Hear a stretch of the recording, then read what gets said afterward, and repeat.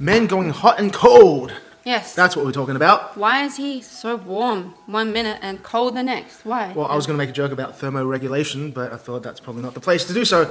Yes. Why do the men go hot and cold? There's quite a few different reasons. It could be quite a few different things. In fact, when we first started going out, you thought I went hot and cold. Well, Right. I just had to explain that to you before we started.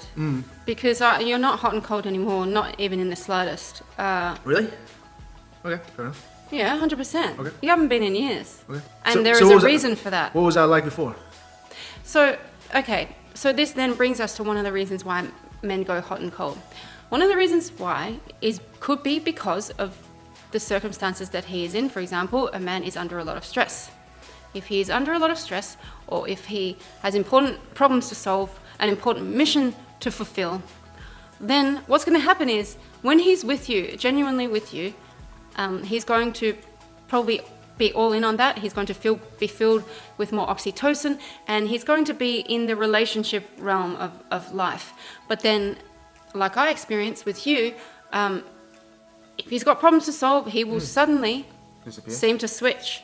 And this is actually one of the biggest reasons why men go hot and cold. That is not quite a reason because they're not really going hot and cold, but they are according to the feminine brain.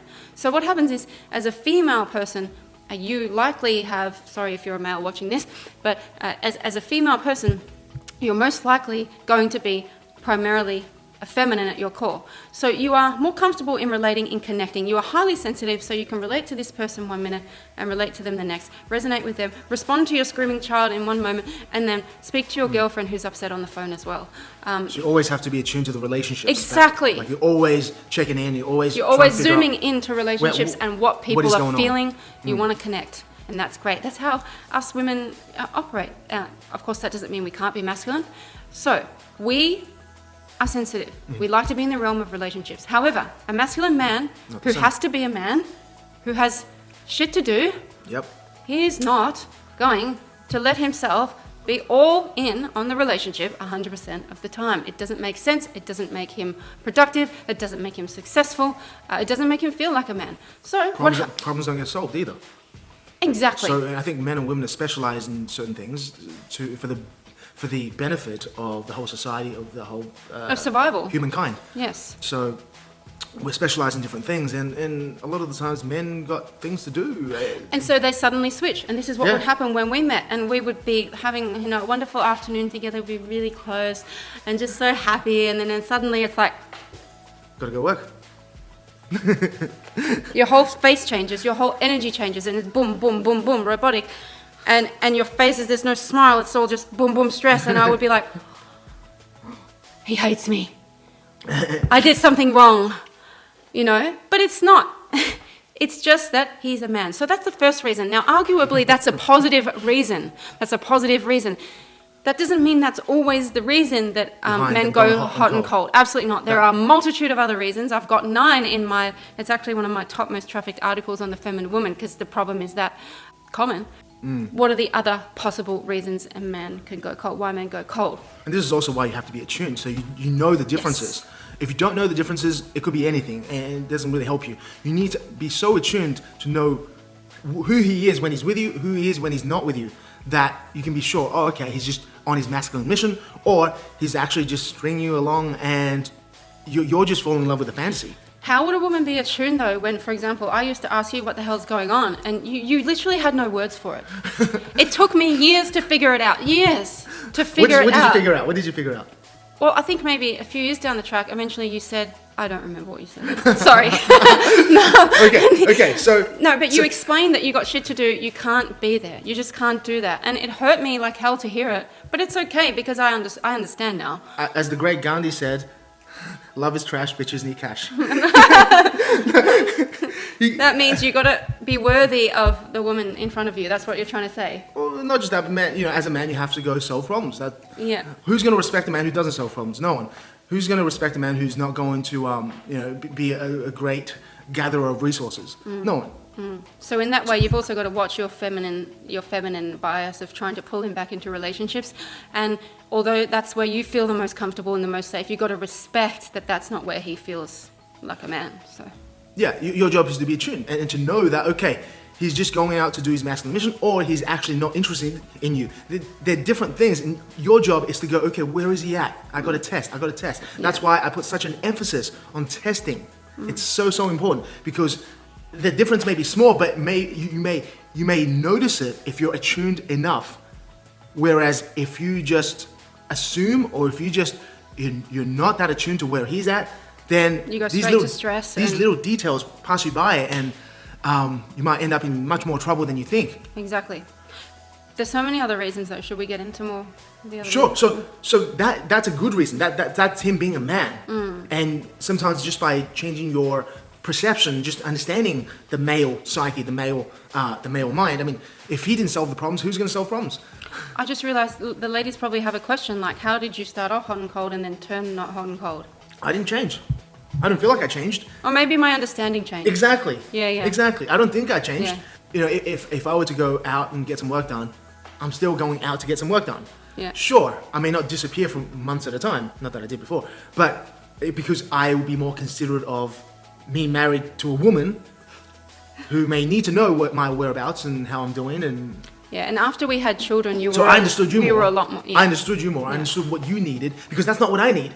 Yeah. If I'm going into the forest to complete a mission, Forest. metaphorical forest, I don't need to know how everyone's doing. If I'm on a hunt for a buffalo, I don't need to know anything. I just need to focus on the mission and get that done. Yeah. And then when I come back, then I can catch up on all the news. That's just how men operate. And I guess as we've grown over the years, I've understood your need, and it's a different need to my needs. So I've understood, and I've catered to that a bit more. You have so beautifully. Thank you so much. We've both adjusted. Yeah, We've both adjusted. But also having our children, I feel like having our children made you more skilled at responding in real time as you go. Like, you were more committed, because there's more people who have needs, and also it magnified my vulnerability being a mother, and so you had more to take care of there. Yeah. So if you guys are with a man who is not yet committed, just know that it's going to take some time to build up to that level of commitment. All right, we're back. Okay, so aside from that, I think there are a lot of other reasons why men can go hot and cold, and one of the bigger ones is that he's not really that into you, and whether that's it shows up in the way that, you know, if he wants something from you, he's hot. If he doesn't want something, if he's gotten that, whether that's sex or whatever it is, it could even be money, it could be attention, it could be approval, validation. Once he gets that, then he goes cold, because he's satisfied. He's got what he's wanting. So he's, you know, going to go cold for a while until he wants something again from you. Obviously, that is not any decent basis to build a relationship off of. So it's something that you got to watch out for, and something that you have to be attuned to, and know that okay, he's just in it to take something from me, and act accordingly. That's probably one of the big, another big reason why men go hot and cold, is that he's not actually that into you. He's just. It's a sign that there's no real emotional connection. There's no type of emotional glue in the relationship that will bind it together. So it's just transactional, at least for him. Yeah, exactly. And that's how a lot of people operate in this world. They go around, they try and extract value wherever they can, and once they get that value, they disappear until the next time they want some value. Those people exist in every single corner of the world. Exactly. So your job is to know that... Filter them out. Yeah, just weed them out. Let them go elsewhere. It's just like, you know, there's always going to be rats and cockroaches in the world. You just don't want them on your patch. That's all. You want to protect your own resources, your own patch of heaven. Yeah. There's more reasons why. So what David just described is one of them. That basically means it ties into this next reason, which is that you could be in his one of many basket rather than the one and only. If a guy's constantly hot and cold, it could be basically because you're not his one and only. When he's warm with you, when he's not with the other woman, or he's warm with you when the other girl is not texting him back, kind of thing. So if you're in the one of many basket, just be aware that you'll be no different to any other female. Yeah? And to put a more pathological spin on this, some men will do it in a way to manipulate you. Is this the next reason? Well, this is kind of the same thing. It branches off. He's not really that into you. Some men will go a step further and actually do it from a harmful intent. Yes. Where it's not just they just left because they've gotten whatever they wanted to take, but they actually want to manipulate you. They want to control you. They want to get you hooked and make you in need of him. That's a lot more sinister, obviously. And they do it in a way that they sort of give you a little and then take it away, and then give you a little and take away. Intentionally. They do it intentionally to try and get you hooked. Now, anyone who is securely attached has decent self-esteem. They wouldn't fall for that crap. No. They just wouldn't. It just doesn't work. But for the people who aren't securely attached, that's exactly what they fall for. Exactly. Because they go, oh, hope. Oh, now it's gone. Now I've got to work harder for that hope. You get hooked. You get hooked. It's like a trauma bond, right? Exactly. It creates a trauma bond. Exactly. And yeah, for men especially who like to control women primarily for sex, this is a good strategy for them. I'll give it to them. Keep them around. Yeah, exactly. Because if you're the type to fall into the trap, you will... easy prey. Yeah, easy. You will take the bait and you will get overly excited, maybe even turned on when he finally gives you that type of attention or validation and approval. So you've got to be very careful because these men are very skilled at what they do, and they might look smooth and capable on the inside. And by the way, they can be masculine, successful, capable, intelligent, which is just very charming, but just very good at reeling you in. Yeah, exactly. Yeah. Exactly. So there's that one. And the other big reason we haven't yet covered is a man could have insecure attachment patterns. For a lot of people, this would look like the man is more in the disorganized attachment zone of insecure attachment. So people with disorganized attachment are somewhere in between anxious and avoidant, but they could be anxious as well and avoidant. It's just they're swinging between the two because they just can't regulate the stress in their body. They can't regulate their nervous system when intimacy is required of them, and so they will sabotage, they will pull away. They'll go too hot one day, and they go, oh, maybe that was too much, and then they pull away, like they overcompensate. Yes. And then they go the other way. They realize they've taken too much risks or come too forward or come on too strong, and then they're like, whoa, I don't want to be that guy. I don't want to be that needy guy or that mushy guy. I just want to be a cool guy, I don't need you. In terms of insecure attachment styles, I think the best way to test if a man has insecure or secure attachment patterns is through banter.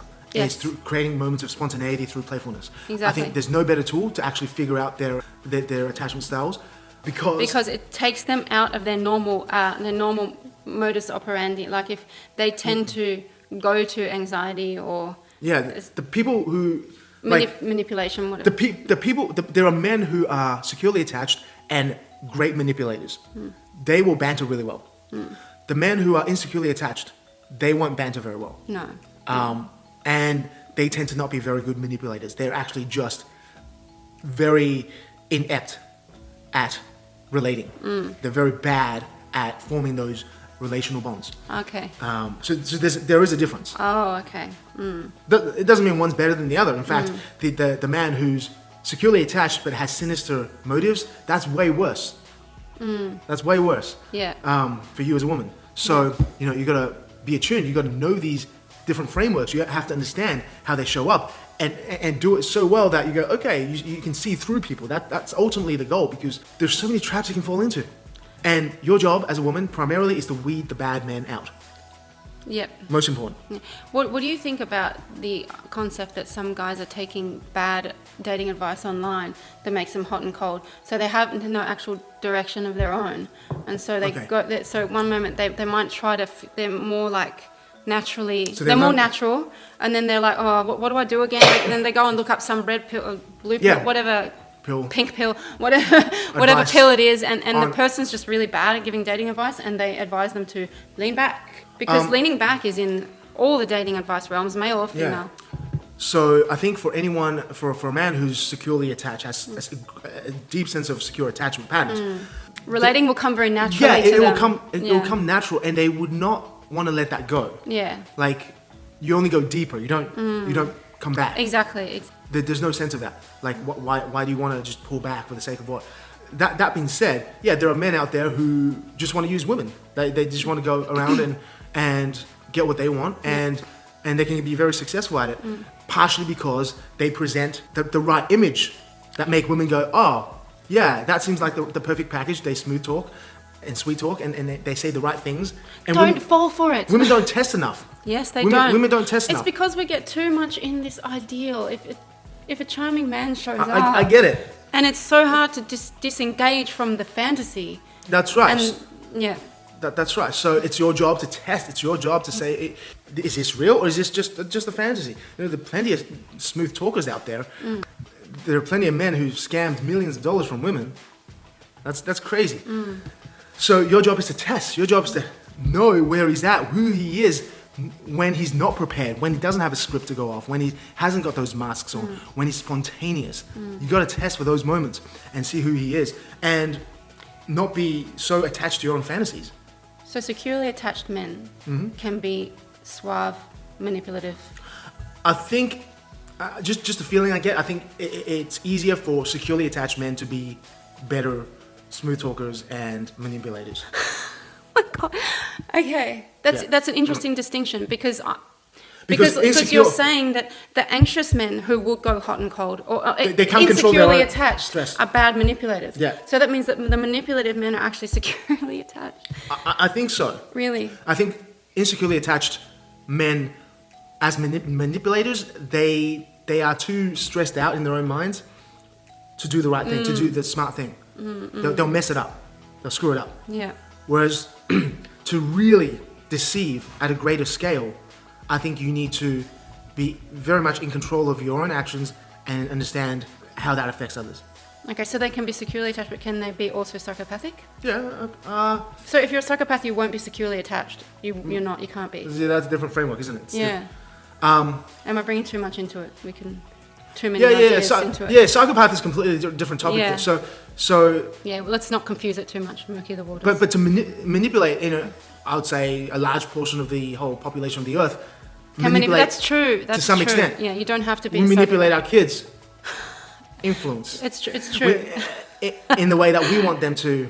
We grow up. manipulate our friends.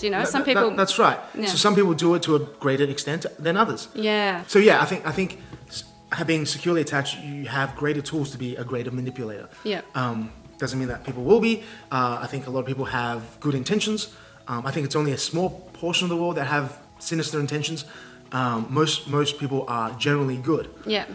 They may not understand how their behavior hurts you. Yeah, exactly. So, And people are sometimes so devoid of their own wants and needs that they just chase after what they see and want what They're they empty, want. yeah. They just want what they want and not caring about what anyone else, what their anyone else's feelings, basically. Yeah, exactly. So it could be a lot of these different reasons. Your job is to stay attuned, test.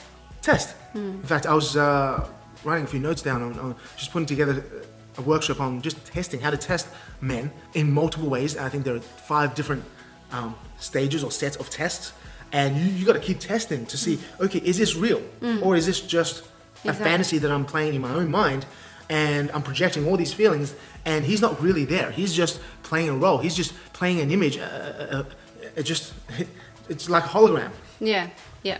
And I'm having this great romantic fantasy in my own head, but it's just based on all just deception. Yeah, and the other reason for why men go hot and cold, which I'll just mention briefly, is if you're a rebound girl, it usually happens during the comparison stage of a rebound relationship. So when a man is going through the comparison stage and he's comparing you to his past partner, he may go hot and cold. So there is that small likelihood. Did you have anything else to say about why men go hot and cold? I'd say just stay tuned to understand the reasons. Yeah. I think all men will do it at some point. It's not wrong. It's not bad. Your job is to figure out, okay, where is he at? Is he, we do get this question a lot, is he pulling away because he's just fulfilling his masculine mission, or is he pulling away because he just doesn't love me? Yeah. I think to find the answer for yourself, you have to test. You have to test often. You have to test and be honest to yourself enough to assess the situation and feel the situation. Yep. And also, just on that topic, you should maybe, if you really want to test, use some High Value Banter.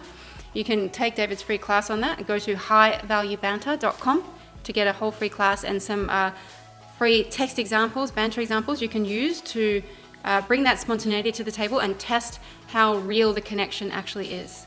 The best way to test is to offer value first. Yeah. It's always to offer value first. So Yeah. if you offer value in this form of playfulness and see if it's reciprocated, Yes.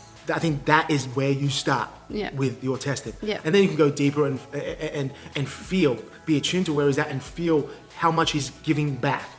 Ultimately, if he's attuned to you, if he wants to connect with you, if he wants to have that rapport with you, it's going to feel like you're playing a good game of tennis.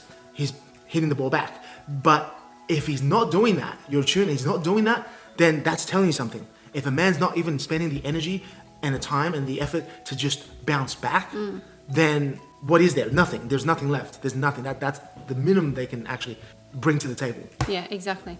Hope that makes sense. Yeah, go to, if you haven't attended my class yet, highvaluebanter.com. Go check out the class. I think it's an absolute must-have skill for you as a woman because Absolutely. you need to test men. Yeah. You need to test them often, and you want to put aside your need for their approval, their validation. Put that aside. Put aside your assumptions. Yeah, exactly, and go out and test them. You don't need their approval. You don't need their validation. You need to figure out who they are and test that they're actually attuned to you, that they're actually interested in you, they're actually a man of good character. All these things you need to test. And I can't wait to put that new class together about testing a man. I'll let everyone know when that's out. But for now, go to the High Value Banter class. Learn the skill, practice the skill. It's very, very important to have this skill. Go out there, practice it. You're gonna suck at it, most likely. Yeah. You're gonna be terrible at it. And a lot of people think, okay, what if it doesn't come naturally to me? That's okay, that's okay. It didn't come naturally to me. I've only found my banter side in the last couple of years. That's right, that's And right. it can take some time. It can take a while. And you're not here to offend anyone. You're not using banter to offend people. You're using it as a playful tool to bring out the playfulness in others. And I've noticed a lot of people, especially with insecure attachment styles, they see banter as this hugely offensive thing. Yeah. No, it's not. It's No. not. To anyone who's securely attached, they're not going to see it as offensive at all. 100%. At all. Especially men, because men banter all the time. You start noticing which men who banter naturally with other guys or even with you, and notice the difference between the men who just can't banter, who shy away from it, and the men who do. You feel a lot more at ease, and there's a lot more fun around the men who do banter. That's right. All right, go check out the class, highvaluebanter.com, and we'll see you there.